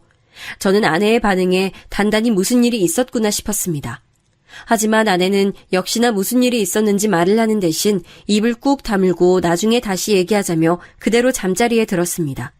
저는 대체 이게 무슨 일인지 알지 못한 채 답답한 마음으로 잠들 수밖에 없었죠. 다음날 제가 출근을 마치고 나가려 하니 아내는 저를 잠시 불렀다가 아무것도 아니라며 잘 다녀오라 말하면서 절 배웅했습니다. 한동안 집안은 아무 문제 없이 평화로웠지만 저는 매일 무언가 찜찜한 기분을 느꼈습니다. 그러던 어느 날 찜찜한 기분이 결국 크게 터지는 일이 일어나고 말았습니다. 그날은 제가 평소와 다르게 몸 상태가 좋지 않아 회사에서 조퇴하고 집에 일찍 돌아온 날이었습니다. 그런데 집 현관 앞에 서니 안에서 찢어질 듯한 비명이 들리는 게 아니겠어요? 저는 깜짝 놀라 급하게 문을 열고 집 안으로 달려들어갔습니다. 그런데 이럴 수가, 언제나 차분하던 아내가 어머니를 바닥에 쓰러뜨리고 주먹으로 인정사정 없이 때리고 있었습니다. 그 순간 저는 어머니가 무력하게 맞는 모습을 보고 눈이 뒤집혔죠. 어린 시절 어머니께서 아버지께 얻어맞던 모습이 떠오른 저는 고함을 지르며 어머니에게서 아내를 떼어냈습니다. 너 지금 뭐 하는 짓이야? 미쳤어? 하지만 아내는 제 고함에도 마치 미친 사람처럼 어머니에게 쌍욕까지 퍼부으며 소리를 질러댔습니다.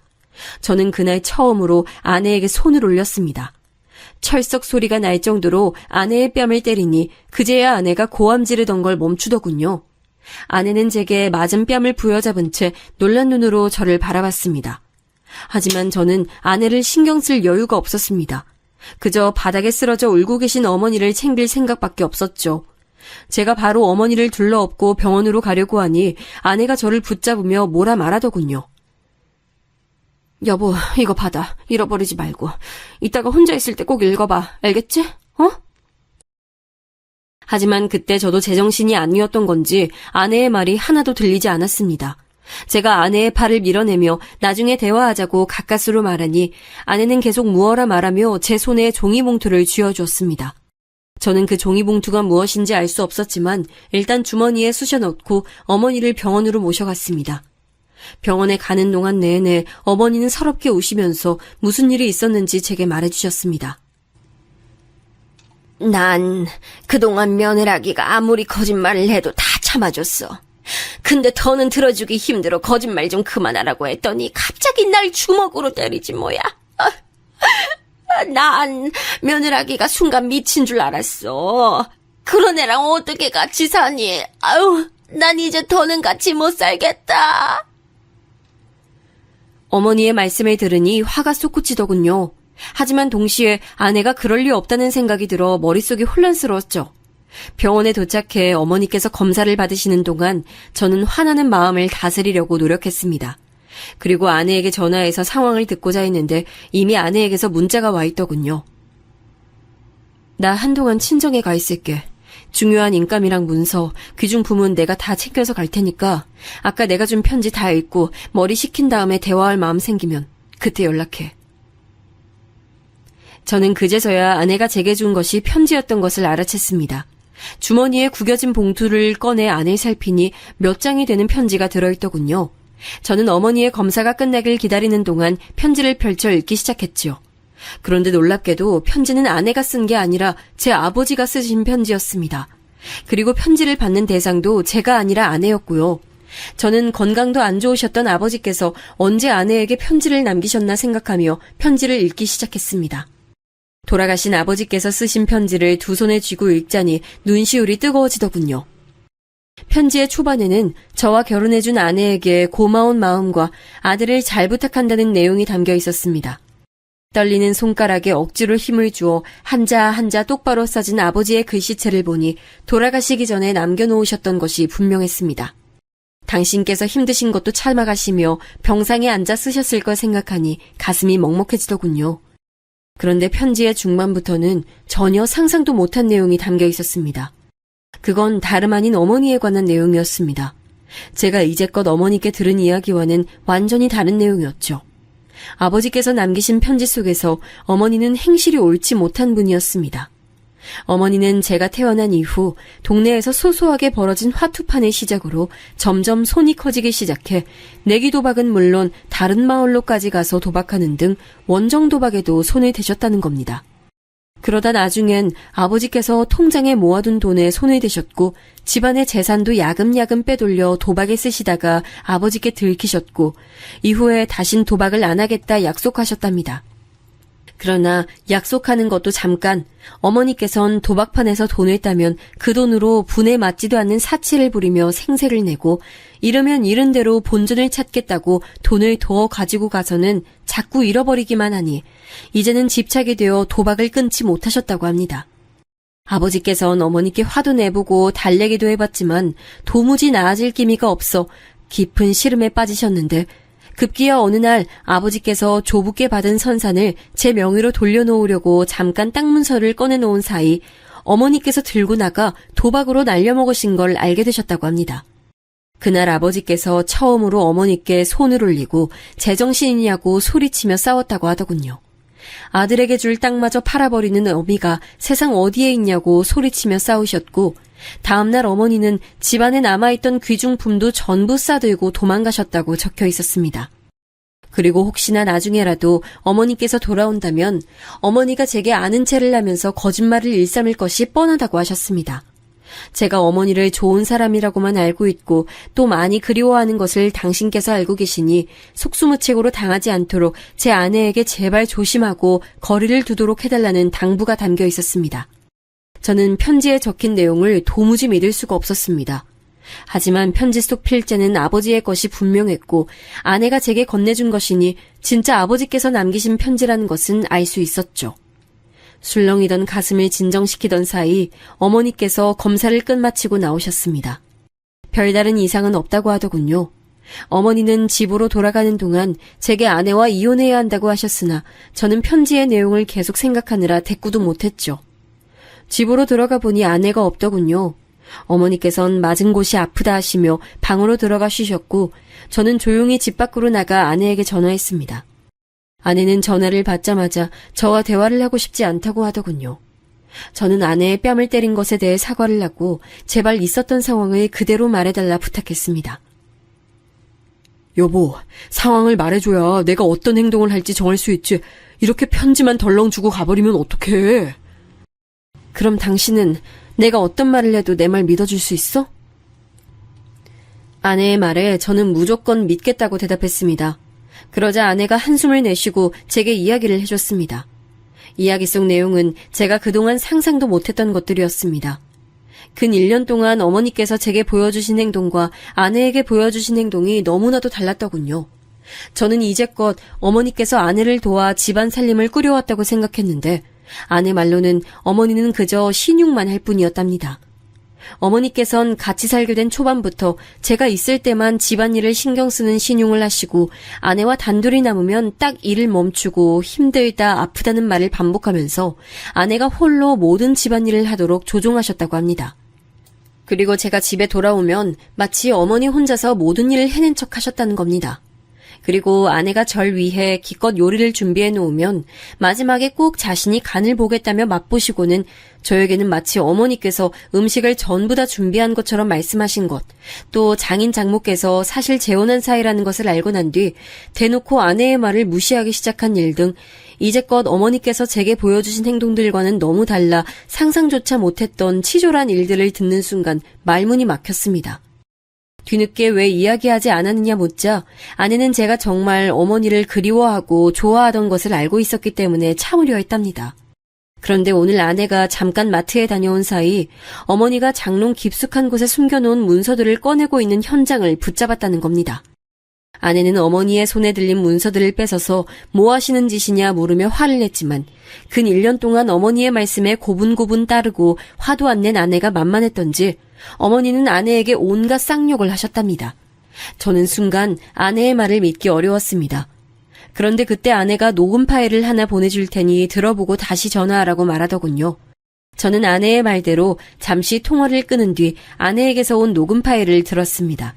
그곳에선 아내와 어머니가 크게 말싸움하는 소리가 녹음돼 있었죠. 어머니 제발 그만하세요. 상원 씨 보기 부끄럽지 않으세요? 다 큰아들 집에서 도둑질 하시다니요. 이년이 얼른 내놓지 못해? 집에서 빈둥빈둥 놀면서 내 아들 등쳐먹는 주제에 내 아들 돈은 내 돈이나 마찬가지야. 내가 좋은 곳에 써서 우리 아들 재산 불려주는 건데 누굴 도둑 취급해? 어머니, 제가 언제 집에서 빈둥빈둥 놀았어요. 온종일 바닥 쓸고 빨래하고 음식 만들고 하는 거 저예요. 집안일은 제가 다 하는데 뭐가 빈둥빈둥 노는 거예요. 말도 안 되는 소리 좀 하지 마세요. 참나, 어차피 할 짓 좀 안다고 유세 떨기는. 그리고 니네 엄마한테서 배운 게 집안일 뿐이면 그거라도 잘해야지. 첨년 딸인 것도 봐줬더니 어디서 건방지게 소리를 질러? 뭐? 우리 엄마가 왜 첨년이야? 재혼이니까 재취지 그게 뭐가 첨년이야? 아내의 고함 뒤에 둔탁하게 치고받는 소리가 들렸고 저는 거기서 녹음 파일의 재생을 멈췄습니다. 믿기지 않았지만 그건 분명 제 아내의 목소리와 어머니의 목소리였죠. 녹음된 내용만 듣고 보자면 아내가 그렇게나 화를 내는 것이 이해가 됐죠. 재혼 가정이란 꼬리표는 아내의 영린이었습니다. 행복하게 잘 살고 있는 집안에 대고 그렇게 손가락질을 하면 누구든 화가 안 나겠습니까? 게다가 아내는 차분하고 속 깊은 성격이었지만 한 번 화가 나면 눈에 뵈는 게 없이 돌변하는 사람이었습니다. 대학을 다닐 때도 동기들 사이에서 한 번 화를 내면 무섭기로 유명한 사람이었는데 그런 사람에게 부모에 대한 막말을 던졌으니 아내의 속이 거칠어질 법도 했죠. 아내에게 전화해서 어떻게 말해야 하나 고민하던 사이 아내는 제게 몇 가지 영상 파일과 녹음 파일을 추가로 더 보내왔습니다. 그 영상 파일은 아내가 저와 어머니 몰래 설치해놓은 카메라 영상이었고 음성 파일은 그간 어머니가 제 아내에게 했던 다른 막말들이었죠. 음성 파일 속 어머니는 제 아내를 욕보이는 말을 서슴없이 하셨습니다. 게다가 아내를 못 배운 사람 취급하고 홀대하며 부리는 태도가 가관이라 저는 머리가 차가워지고 참을 수 없는 분노를 느꼈습니다. 영상 파일 속에는 어머니가 집안일을 하는 척하다가 아내를 부려먹는 모습이 고스란히 찍혀 있었습니다. 거기다 아내의 지갑에서 돈을 훔쳐가는 모습까지 찍혀 있더군요. 여태껏 저를 속이고 아내를 홀대하되 못해 하녀 취급하는 어머니의 모습에 깊은 배신감이 느껴졌습니다. 저는 그제야 어머니가 아내를 그리워해 돌아온 게 아니라 사실은 돈이 목적이었던 것을 깨달았죠. 그 자리에서 저는 아내에게 전화를 거는 대신 부동산에 전화했습니다. 그리고 바로 집을 내놓고 은행에 가서 100만 원을 찾았습니다. 그 뒤 아내에게 전화해 제 계획을 말하니 아내는 반드시 그렇게 하라며 제게 동의했습니다. 다음 날 저는 출근하기 전에 어머니께 용돈으로 100만 원을 드렸습니다. 어머니께서 무슨 돈이냐고 물어보지도 않으시고 좋아하시더군요. 저는 원하시는 대로 쓰시라고 말씀드리고 출근하는 척 집을 나섰습니다. 아니나 다를까 제가 집을 나서자 얼마 안 되어 어머니께서 외출하시더군요. 저는 어머니께서 나가시는 모습을 본 뒤 현관 자물쇠 수리업체를 불러 현관 열쇠를 바꿔버렸습니다. 어머니의 짐들은 전부 여행용 가방에 담아 밖에다 세워놓고 쪽지를 써놓았고요.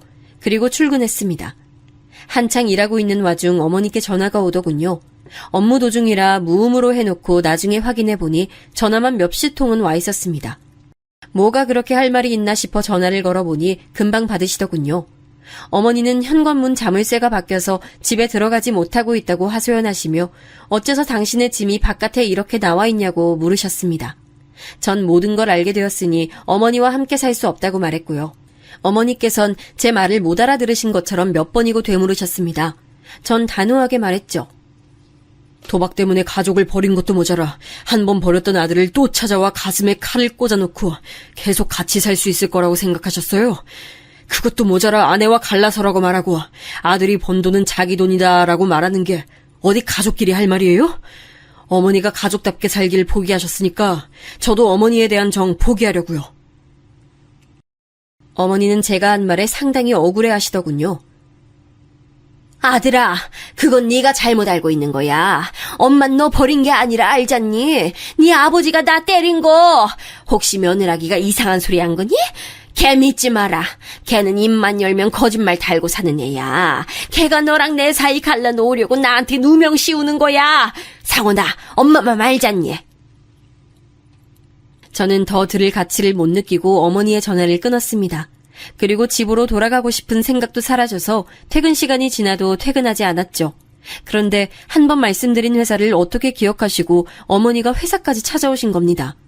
회사 사람들이 거의 다 퇴근한 상태라 다행이었지만 야근하는 사람들이 남아있었기에 저는 얼른 어머니를 데리고 밖으로 나가려고 했습니다.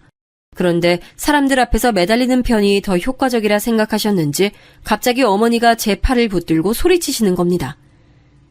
상원아, 어떻게 엄마 말을 안 믿고 네 아내 말만 믿어? 걔가 너 속이는 거라니까? 어떻게 같이 살게 된 건데 이렇게 쉽게 엄마를 버리려고 해, 응? 어머니, 제발 그만하세요. 돈 필요해서 저 찾아오신 거잖아요. 이미 다 알고 있어요, 저. 그게 대체 무슨 말이야? 뭘 다 알고 있다는 거야? 너 그런 식으로 엄마 놀리면 못 써! 제가 어머니를 놀릴 이유가 뭐가 있겠습니까? 저는 매달리는 어머니를 밀어내고 아내가 보내준 증거들을 보여드렸죠. 어머니는 욕을 내뱉는 본인 목소리를 듣고는 그제야 제 팔을 놓으시더군요. 전 잠시나마 어머니께서 포기하신 줄 알았는데 이번엔 제 앞에서 무릎을 꿇고 사정사정 하시기 시작하시는 겁니다. 아들아, 엄마가 미안해. 그냥 며느라기가 너와 나 사이를 갈라놓으려고 하는 게 빤히 보여서 그랬어. 모든 게 전부 다 진심이 아니야. 엄마, 말 같지도 않은 소리 그만하세요. 전 이제 당신 아들 아닙니다. 지금 이 순간부터 저한테 더 이상 어머니 안 계세요. 그러자 그때 어머니 안색이 악귀처럼 변했습니다. 어머니는 손톱으로 제 다리를 붙잡고 거의 잡아뜯으려고 하시더군요. 100만 원만 주고 내쫓으면 내가 옳다구나 하고 떨어질 줄 알아? 1000만 원! 1000만 원은 내놔야 어디서든 살지! 내놔! 내놔! 어머니의 행동에 저는 학을 떼고 말았습니다. 도저히 용서할 수가 없는 언동에 저는 결국 경비원을 불러 어머니를 회사 밖으로 내쫓았죠. 경비원의 팔에 붙들려 밖으로 나가는 동안에도 어머니는 고함을 지르셨습니다. 정말로 돈 때문에 날 찾아왔구나 하는 생각이 드는 끔찍한 모습이었죠. 전 어머니를 절대 용서할 수 없었습니다. 집은 조금 싸게 내놨던 터라 금세 팔렸고요. 하지만 때때로 어머니가 찾아와 집 앞에서 난동을 부리셨기 때문에 이사를 하는 날까지 아내는 처가에서 지내야 했습니다. 완전히 이사를 마치고 전화번호도 바꾼 뒤에야 저는 다시 아내를 집에 데려올 수 있었습니다. 그리고 앞으로는 정말 아내만을 위해서 더 열심히 살겠다고 약속했죠. 장인 장모님께서는 아내에게 이야기를 들으셨는지 제가 사과의 말씀을 올리자 이해한다는 표정으로 고개를 끄덕이셨습니다. 이서방, 그동안 참 고생 많았어. 우리 애한테 얘기 들었으니 걱정하지 말고 데려가게. 감사합니다. 다시는 이런 일 없이 제 아내 꼭 행복하게 해주겠습니다. 그 후 저는 아내와 함께 새로 이사한 집으로 갔습니다. 오랜만에 느껴보는 평화가 달게 느껴졌습니다. 하지만 새로 이사한 집에서 평화를 만끽하던 것도 잠시 어머니께서 자꾸 회사로 찾아오셔서 도저히 참을 수가 없더군요. 저는 결국 이직을 해야 했습니다. 어머니가 알 수 없도록 연락처도 다시 바꾸고 새로운 회사에 들어가니 비로소 제가 어머니와 진짜 연을 끊은 느낌이 나더군요. 지금은 새로운 회사로 이직한 지 시간이 좀 됐지만 아직 그때 생긴 작은 슬픔이 마음 한구석 남아있는 느낌이 듭니다. 하지만 언젠간 괜찮아지리라 생각합니다. 그리고 그때 일만 생각하면 아내에게 너무나 미안하면서 고마운 마음이 듭니다. 누구보다도 제 입장을 먼저 생각해서 어머니를 받아들이기로 하고 우라병이 생길 수도 있는 일들을 증거로 남겨둔 아내의 차분함과 준비성에 감사할 따름이죠. 또 이런 일이 생길 것을 미리 아시고 아내에게 편지를 주고 대비해 두신 아버지의 해안에 감명했습니다. 당신께서 돌아가실 두려움보다도 자식을 먼저 신경 쓰고 돌보는 어버이의 마음이란 얼마나 큰 것인지 그 마음만 떠올리면 코끝이 찡하고 눈시울이 뜨거워집니다. 저도 돌아가신 아버지께 부끄럽지 않게 아내에게 더 잘하면서 열심히 살 생각을 매번 다짐합니다.